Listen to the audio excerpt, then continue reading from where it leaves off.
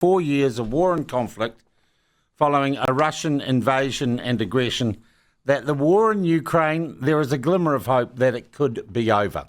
Well, there's a lot going on in the world. There's a lot going on in all our lives. So I like to know there are people who make literally a study and a job out of keeping an eye on events like this. One of them is Professor Robert Patman, and I thought it would be very useful to talk to him this morning. Literally, I understand, as Zelensky and Donald Trump are meeting in Washington following a summit between Vladimir Putin and President Trump. G'day, Robert. Good to see you again. Good morning, Sean. Jesus, this is good a chance or crack at peace as we've had in 4 years? I'm skeptical. All right. Just to recap, the Alaska meeting, Mr. Trump has put a very positive spin on it. But what's emerging? Well, it's basically Putin's peace plan, where he keeps the land that has been illegally annexed by invading Ukraine in return for agreeing not to invade the rest of the country. And Zelensky gets an ersatz membership of NATO. He gets no. Mr. Trump has said that Ukraine will not be allowed to join NATO, but what he has indicated, he's prepared to provide equivalent American security guarantees.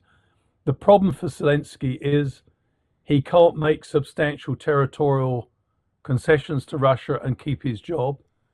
And that's the same for probably whoever follows Zelensky. There's tremendous strength of feeling in Ukraine about what the Russians have done. Remember, the Russians have not only invaded Ukraine, but they've kidnapped Ukrainian children. And figures of that vary between 20 and 40,000. What really shocked me about the Alaska meeting, and I'll get to Washington in a second, what really shocked me is that Mr. Trump was very clear. He said nothing but a ceasefire will suffice from this meeting with Mr. Putin.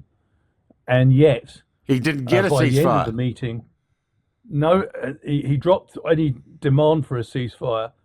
And for Mr. Putin, it was a huge win. I think this was a humiliating moment for US foreign policy. There was a guy whose economy is crashing because of the war he unleashed. And basically, Mr. Trump took the pressure off him. He removed what he dreaded, which is what the sledgehammer sanctions, which the 85 members of the Senate want to impose, and effectively said that he agreed that the Russian invasion of Ukraine should be rewarded with some territory from Ukraine in order to get peace.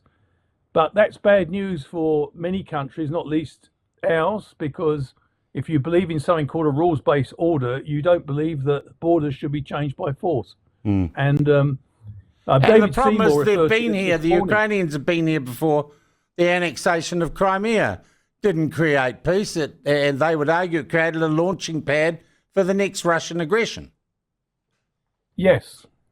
And David Seymour in an interview this morning raised this point, that from a New Zealand perspective, what is very concerning is Mr. Trump's willingness effectively to put at risk international law and perhaps leave a situation which might lead to future conflict, which is the point you've just alluded to.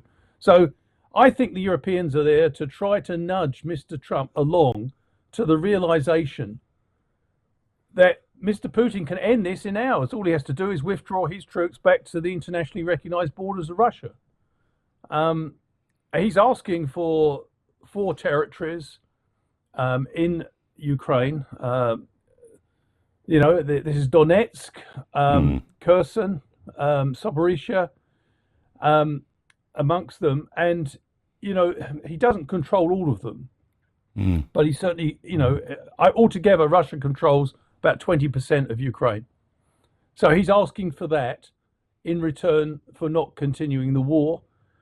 He said that he's not got any problems with American security guarantees on protecting the remainder of Ukraine.